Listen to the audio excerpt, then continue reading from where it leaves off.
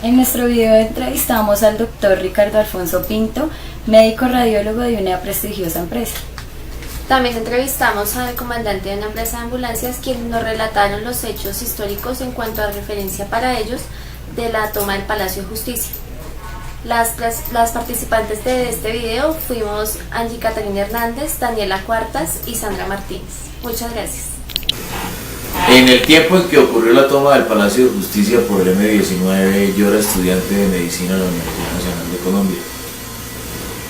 Para mí fue especialmente doloroso porque entre los magistrados que cayeron abatidos en la toma estaba Carlos Medellín, quien había sido mi formador en los años de la educación primaria. Junto con Medellín cayeron muchos otros magistrados que constituían buena parte de la conciencia jurídica de este país y fue una pérdida irreparable. Las investigaciones concluyeron que detrás del hecho probablemente lo que existió fue una manguala entre la guerrilla y el narcotráfico en aras de destruir expedientes que involucraban a los capos de los carteles, y creo que es uno de los hechos que marca una de las tragedias del país, y es la pérdida de los valores, la alteración de todo el esquema axiológico que a la postre ha dado con la corrupción rampante y con el deterioro tan grande que ha tenido el país en ese campo. Creo que hoy en día gran parte de nuestros males se explican por esa pérdida de los valores que representó el advenimiento del narcotráfico, y la acción de la toma del Palacio de Justicia pues fue uno de los momentos cumbres de ese accionar del narcotráfico violento. Y a propósito se me vienen a la cabeza otros hechos asociados justamente con los carteles del narcotráfico, que de alguna manera lo tocan a uno tangencialmente, con mayor o menor cercanía. Valga decir, cuando explotó el avión de Avianca por las acciones del cartel de Medellín,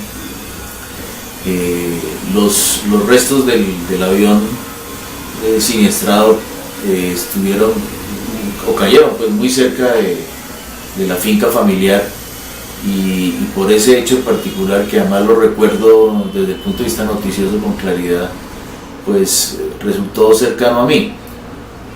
Otro tanto con otros eventos de los años que vinieron luego, como el asesinato de Galán, etc. Y pensando un poco, yo diría que la historia de la Colombia reciente, los años de los últimos 40 años, que pues coinciden con la vida de uno, la historia reciente termina por ser también parte de la historia personal, y como la historia nacional ha sido tan turbulenta en esos últimos años, creo que eso ha dejado una impronta en el alma de cada colombiano.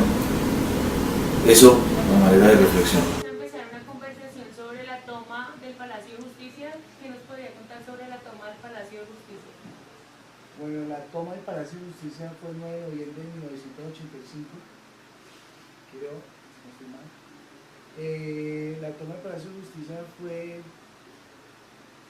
una toma que se ideó, se planeó por el cartel del narcotráfico, por Pablo Escobar Gaviria y sus secuaces, junto con las Fuerzas Armadas Revolucionarias. En esa época la negociación se hizo directamente con el M-19. En esa época la alianza que tenía Pablo Escobar con las Fuerzas Armadas Revolucionarias era una negociación porque el gobierno estaba dando unos indultos a los alzados en armas. Entonces Pablo Escobar se quería hacer pasar como un jefe comandante guerrillero para tener los mismos beneficios que le dan a la guerrilla, y ahí sí seguir eso como un chivo expiatorio y lavar su imagen y poder ser integrado a la sociedad como una persona normal.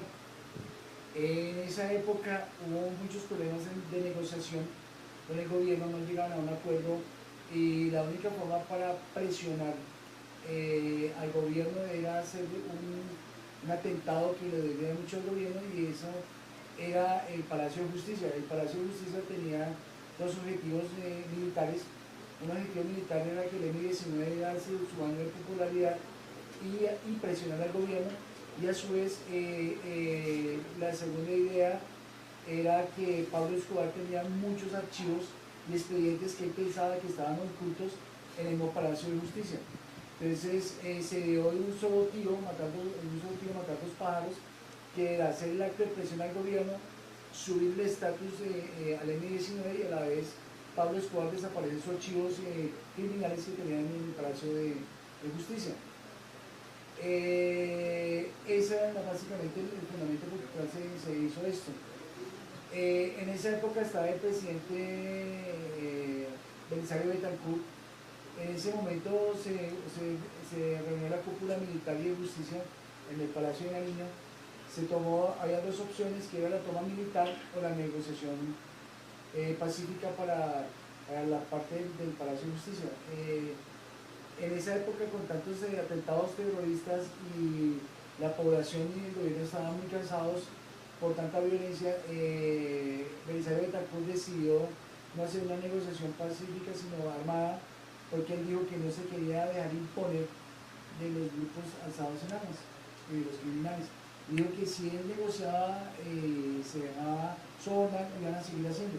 Es que iba a tomar como escarmiento no hacer ninguna negociación, y tomó el Palacio de Justicia de una forma violenta, que según los historiadores hoy en día, muchísimos años después, dicen que fue la peor idea que puede haber tomado. ¿Por qué fue la peor idea? Porque en esa época todo mancomunadamente la policía y el ejército entraron con roques y con tanquetas, entró un comando helicoportado, y como incendiaron, obviamente incendiaron en los archivos donde supuestamente estaban los expedientes de Pablo Escobar.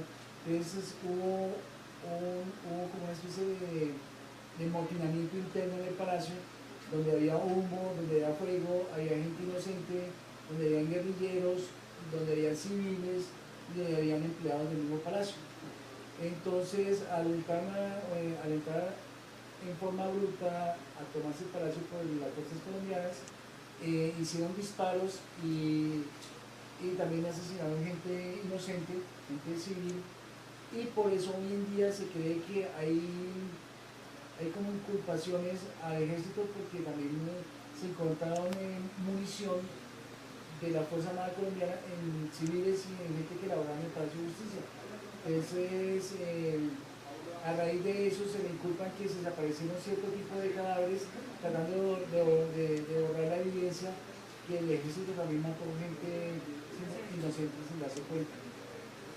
Ese es sí como el tema o el desarrollo del protocolo de Palacio de Justicia, de una forma muy resumida.